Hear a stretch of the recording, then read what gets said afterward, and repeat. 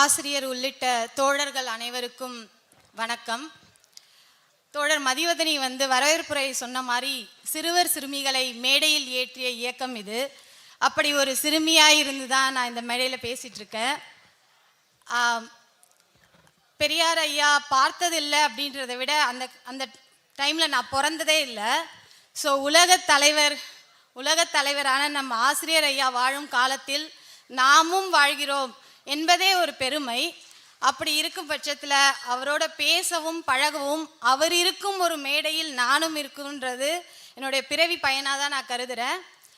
கூடுதலாக தனிப்பட்ட முறையில் எனக்கு இன்னொரு மகிழ்ச்சி, இந்த மேடை யார் எனக்கு பெரியாரை சொல்லி கொடுத்தார்களோ, பகுத்தறிவு கருத்தை என் நெஞ்சில் விதைத்தார்களோ, என்னுடைய அருமை அண்ணன் லெனின் அவர்கள் இந்த மேடையில் இந்த அரங்கத்தில் இங்கே இருக்கும்போது இந்த மேடையில் நான் நின்று பேசுகிறது எனக்கு கூடுதல் மகிழ்ச்சி, ரொம்ப நெகிழ்ச்சியான ஒரு தருணமாக இதை நான் உணர்கிறேன்.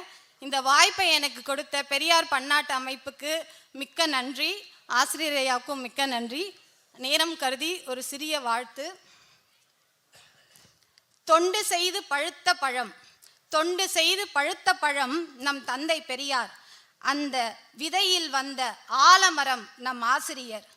மரங்கள் ஓய்வை விரும்பினாலும் காற்று விடுவதில்லை என்பார்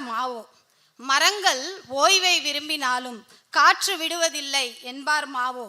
ஓய்வை அறியாத, ஓய்வை விரும்பாத ஆலமரம் நம் ஆசிரியர். இங்கு காற்றுக்கு எப்போதும் பஞ்சமில்லை. இப்பொழுது அடிக்கத் தொடங்குகிறது புதிய கல்விக் கொள்கை, புதிய குலக்கல்வி திட்டம். அறியாமை இருளை விடுதலை மூலம் அன்றாடம் அகற்றுவதால் நீர் மானுடத்திற்கே ஆசிரியர்.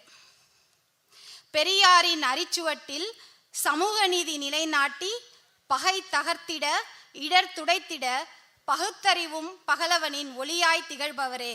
சொந்த புத்திக்கும் பெரியார் தந்த புத்திக்கும் விளக்கமே உந்தன் வாழ்வியல். ஓய்வென்பது உங்களை பொறுத்தவரையில் துரு. உம் உழைப்பே எங்களுக்கெல்லாம் எரு. உங்கள் பயணம் தொடரட்டும். உள்ளத்தின் தூய்மை சிந்தையில் வைத்து, எண்ணத்தின் தூய்மை நன்னடத்தில் தைத்து, காற்றினில் நுட்பமாய் செழித்து, கேள்விகளால் உலகத்தை தெளித்து, பேரறிவின் மிசையில் திராவிடம் பதித்து, உங்கள் வழியில் வாழ்வின் பாடம் நெறியாய் நிலைத்திட உங்கள் நற்செயல்கள் நாளும் வாழ்க. நன்றி ஐயா.